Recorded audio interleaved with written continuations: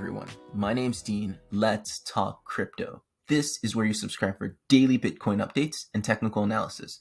We track the price of Bitcoin as a proxy for the cryptocurrency markets at large. Today is October 14th, 2021, and Bitcoin is looking confusing. All right, that's the word of the day for Bitcoin, confusing. Why? Half the people say we're going to the moon from here, we're not even going to correct. Other half say we're going to nuke, maybe not half, but a minority say we're going to nuke to the bottom, we're short, right? And other people say we just don't know. And this is the power of understanding technical analysis, understanding Elliot Wave theory, understanding the anatomy of a correction, right? We are in what it seems to be a B wave, okay? And so if you're in a B wave, it is counter to the trend of the correction. So it's counter to the corrective trend. That's confusing for a lot of people. This B wave going up by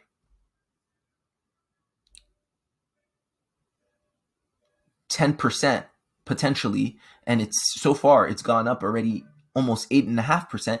It's confusing a lot of people. A lot of people just don't know what to make of it. People who don't know anything about, the anatomy of a correction in Elliott wave theory think that, we're just going to keep going up. And other people who understand this know that, okay, this is basically par for the course in an ABC correction. It just means the last leg down is going to be reversing. Now it's a question of where we top out on that B wave. And that is actually the topic of conversation when you're trying to enter a short.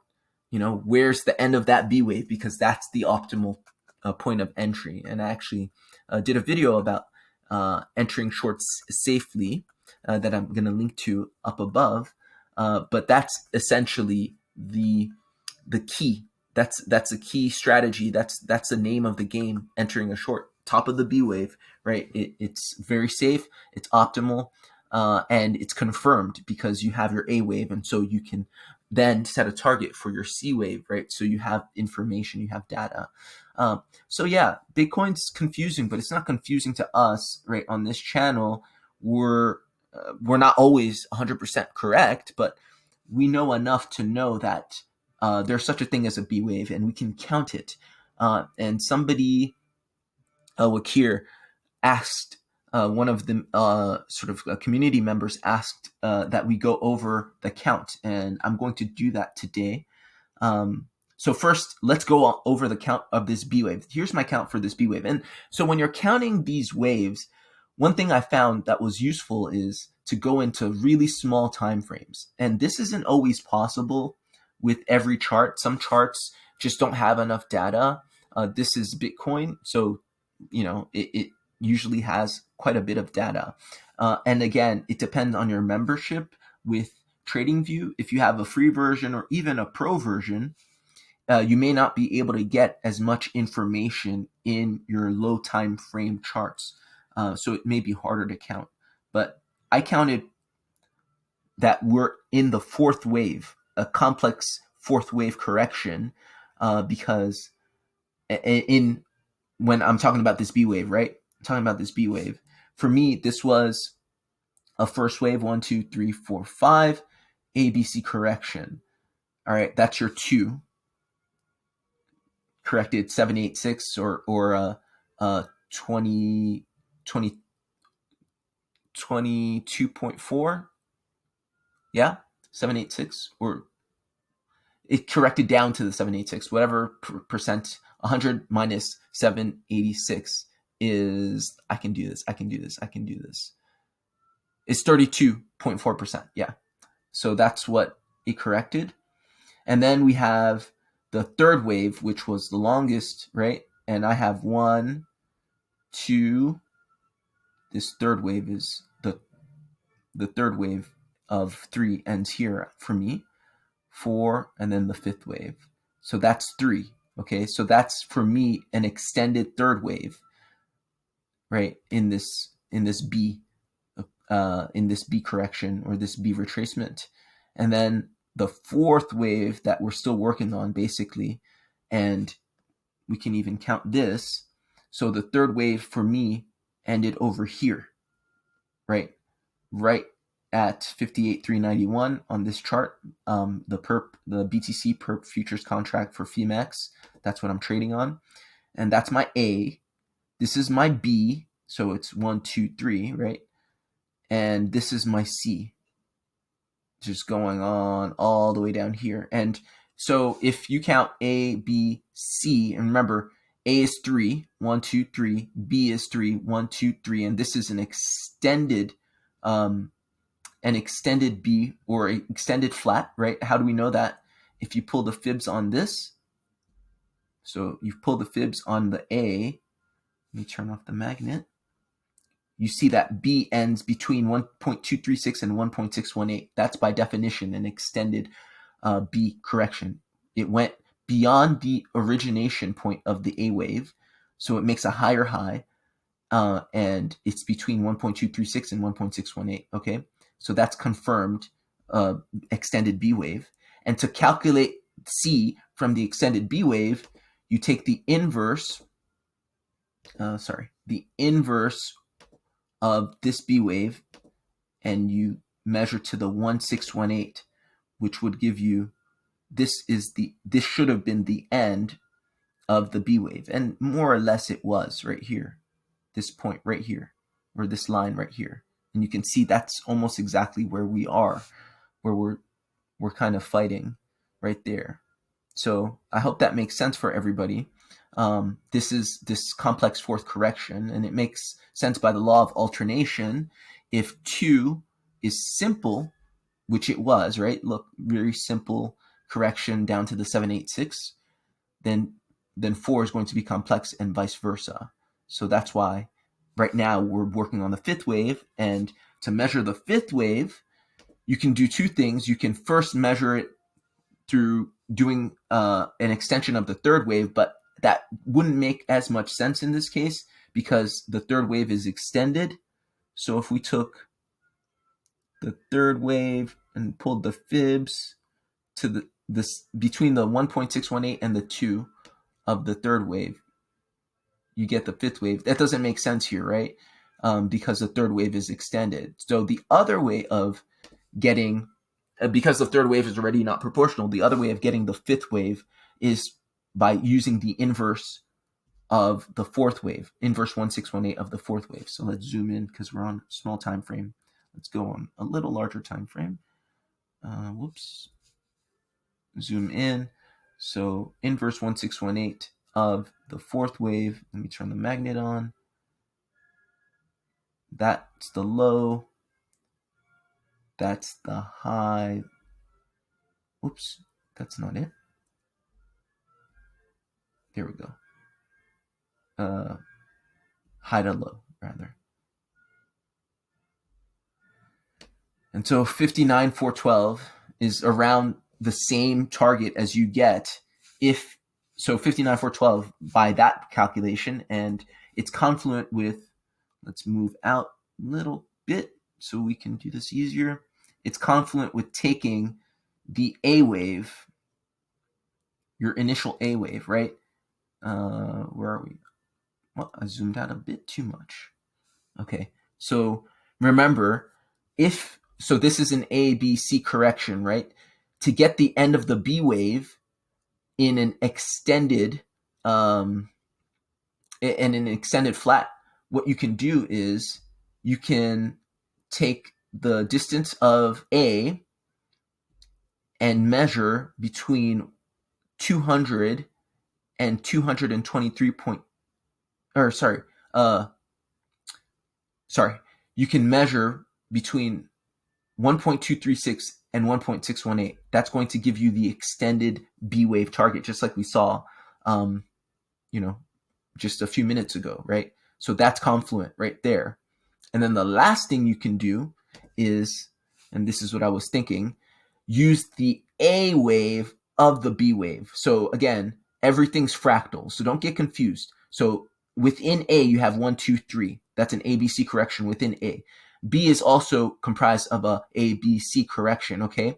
So if you want the C wave of this B wave, you can take the inverse 200 or 223.6% of this A wave, and that should give you the target.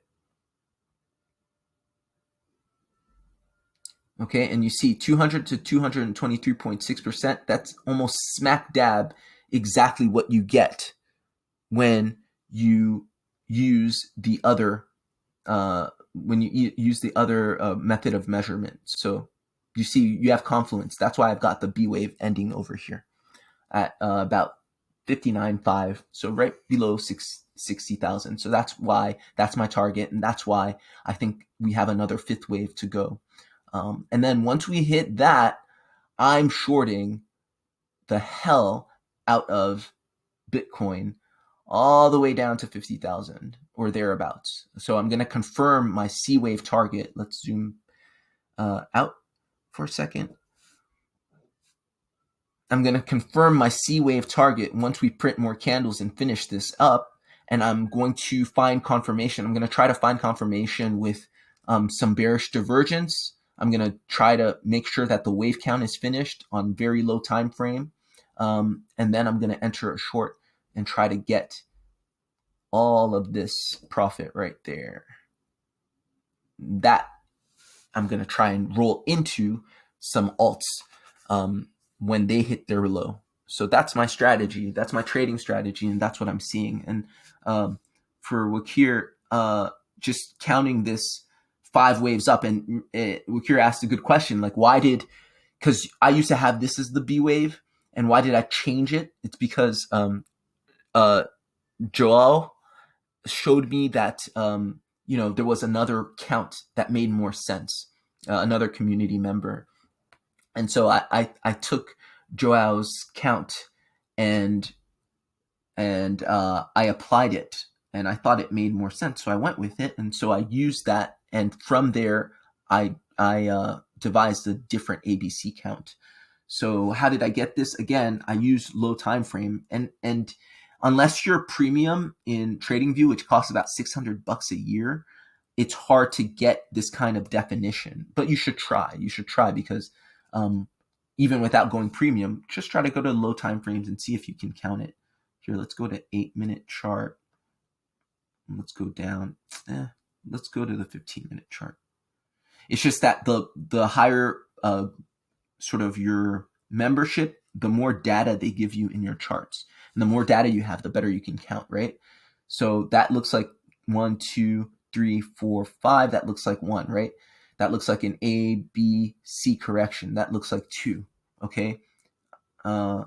This looks like an, what do you call it? A leading diagonal, 1. So that's a type of wave where it's kind of like in a triangle, but it's a 1 wave. So 1, 2, 3, definitely.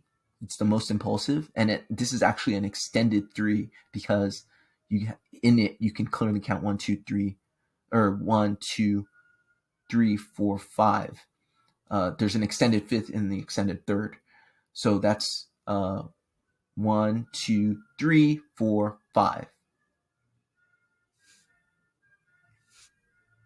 And then actually, sorry. That's 1, 2, 3.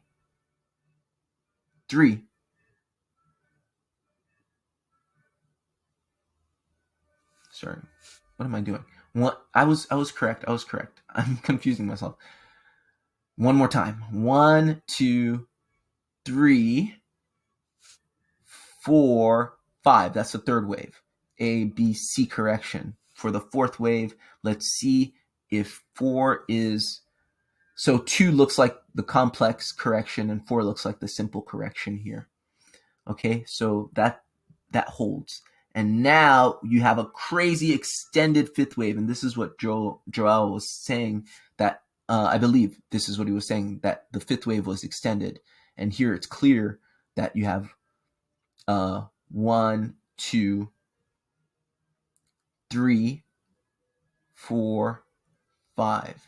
Okay, and that's my count, right? Is it 100% no mistake and definite? No, but it's viable, it's plausible. I think it makes sense. So that's why, Wakir, I chose this as my end of the fifth wave. Just I redid the count, and then this is clearly A. This looks to be clearly B, right? It looks like we're making our way up, and we're targeting this. We're trying to complete this fifth wave, and then after which we're gonna get our C wave. So once you've mapped it, that's game over. It's there's technical analysis and there's trading, two different skills, but they're interrelated. It's hard to be a good trader without being a good technical analyst. It's almost impossible. But just because you're a good technical analyst doesn't necessarily mean you're a good trader. There are other skills that are required for you to be successful at trading. But this is the first step, I believe. And once you have the map for what it's doing, it's very difficult to lose. It's going up. It's just a question of if you recognize patterns, if you know exactly, what pattern it's going to follow to make its way to that target, right? So that's Bitcoin for me. We're still moving according to plan. My target is 59,500 thereabouts. And then once we hit that, I'm going to enter a short. Right now I'm long. I'm going to take profit up here and hopefully do the same on our way down. And I see Bitcoin again going down to about 50,000, 50,300 thereabouts. All right. Hope that was helpful. Hope that was useful. Like, share, subscribe. I'll see you guys soon. Bye.